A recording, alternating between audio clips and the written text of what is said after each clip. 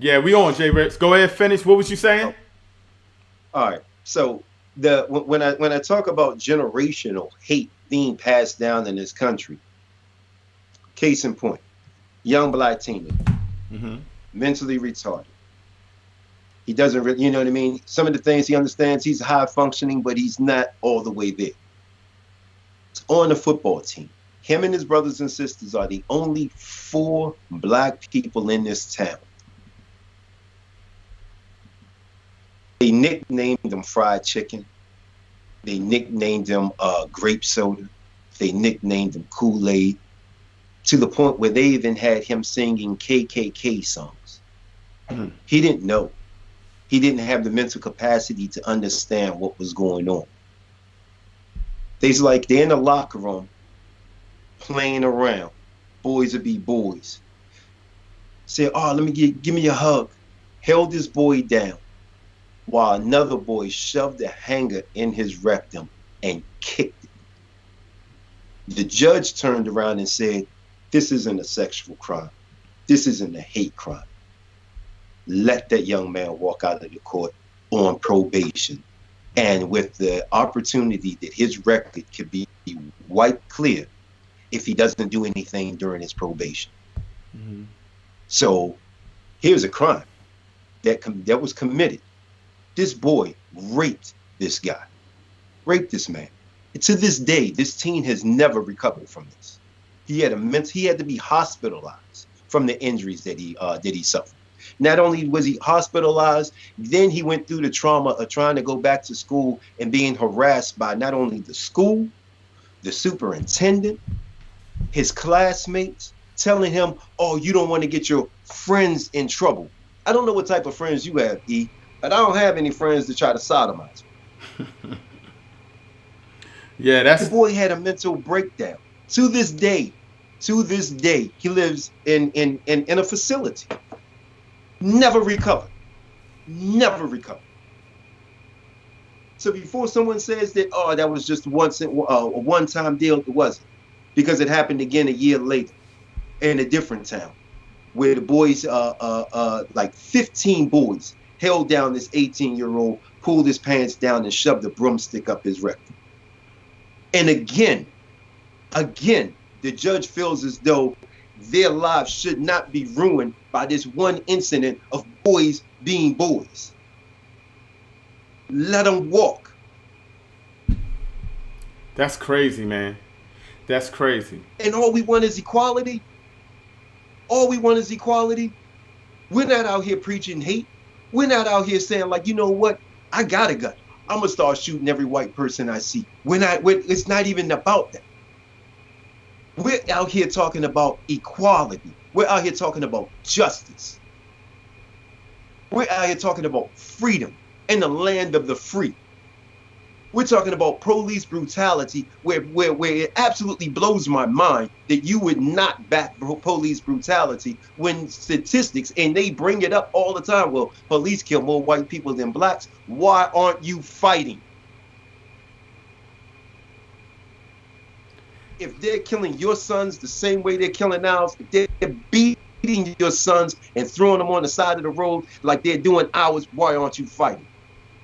If they're planting drugs on your daughter or making her turn tricks in order to get out of an arrest, why aren't you fighting? And I'm glad you mentioned that. Why aren't we fighting? I think one of the things that I was very excited and proud about is that, our youth, they're out there. But I feel a little worried that people of our age and older have given up. I got into a debate with this brother today, and he was just pretty much like, man, I've seen this before. I've seen all this before. Nothing's going to change. I'm done. And I'm like, brother, no, you're quitting. You've actually become a slave to the system. You've actually accepted your fate. You know what I mean? He also got into a little bit about, just being black in America. America's the greatest country, and he didn't want to follow and learn his heritage. And I had to tell him, one of the things he has to acknowledge our culture. When you talk about an Italian, they say I'm an Italian American, and they're proud of their heritage. a Greek, or whatever. They say whatever their heritage is, and then American. But for us, it's like we don't want to identify with our history and heritage. And I think that's a problem because when we know ourselves, when we learn ourselves, we know we're more powerful than what we actually have learned here. What I'm trying to say is we're more than just descendants of slaves. Our heritage is more than that. But I want you to talk about, I was rambling a little bit, I want you to talk about what do you say about the guys our age or our elders that are just like, they don't think things are going to change. They just think this is a fad and they're not trying to get out there and support any of the movement. As long as you continue to do the same thing, then you really shouldn't expect change. Until you are able to get out of your comfort zone and willing to do something different, then nothing different is ever going to happen. I think that getting back to like the whole political thing, as long as, you know what I mean, you continue to go out and support a Democratic Party, and expect change, then you're a fool. If you go out and you support a Republican Party and you think that things are going to change, then you're a fool. Because during the Obama administration, for all the Republicans that hated Obama, guess what? Your Republican representatives voted for those measures to pass. For all the Democrats that's mad about what Trump is doing, guess what? Your elected officials are voting for this dude to continue to do what he's doing. They are allowing it to happen. Until you get together and you say, you know what, neither one of the Democrats and the Republicans are the exact same people, and unless we start giving power, political power, and putting our numbers behind someone else that's going to actually do something, because I think that it's absolutely ridiculous. And this is the question that I posed to a few of my friends. Think that it's absolutely ridiculous that we're approaching 50 years after the civil rights movement and we're in the exact same place. How come when these marches and these protests started off, there was not one black mayor that could call and say, come here and protest, peacefully. You don't have to worry about the police. Not one town, not one all black, town, not one predominantly black city. Called us and said, come on down, protest down here. You don't have to worry about the police. That is because we continue to put people in these places that don't have us in mind. They don't have our interests in mind, which goes back.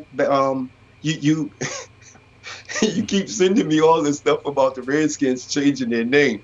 I just laugh most of the time. But today, FedEx said that they're going to pull the name off the stadium, and I'm gonna come around and you'll see where I'm going. Nike said that they're no longer going to do, Redskin apparel until they change their name. So out of everything that's going on, we have, elective officials that are taking, tax dollars money for their own personal businesses and calling it a small business loan that they don't have to repay. You have $1 billion. Easy, J. Rich. Easy. Hold on, man. Easy. You have $1 billion companies taking bailout money after they have signed $1 billion contracts with the government. Now, when Nike says Redskins have to change their name, everybody's like, yeah. Make them change their name. Make them change their name. Cool. Make them change their name. But in the end, when these Republicans and these Democrats don't sign this George Floyd Police Act, is Nike going to stop funding them as well? Is Nike going to say, I'm not giving any more money to politicians that's not about real change? I'm not going to give any money to any politician that does not, serve the people that they were voted in to serve and start dishing out real equality and real justice. It's FedEx going to sit back and say, hey, you know what? We gave, we gave your campaign like $1 million. We gave your campaign this, we gave your campaign that, and they give money on both sides. Are they going to say, hey, you know what? What are you doing about police brutality? What are you doing about the court system? What are you doing about this private prison? What are you doing about the state prisons? What are you doing about this over prison? What are you doing about this over policing? If you're gonna focus on the name of a football team to pacify a bunch of people, and if the Redskins change their name, let them change their name. It's not even about that. It's about something much bigger because they'll put money behind small things that will pacify you. But when it's time to put money to real change, to things that you can actually see, where are they at? That's interesting. You said that. I'm gonna elaborate on that a little bit. Touch up on it.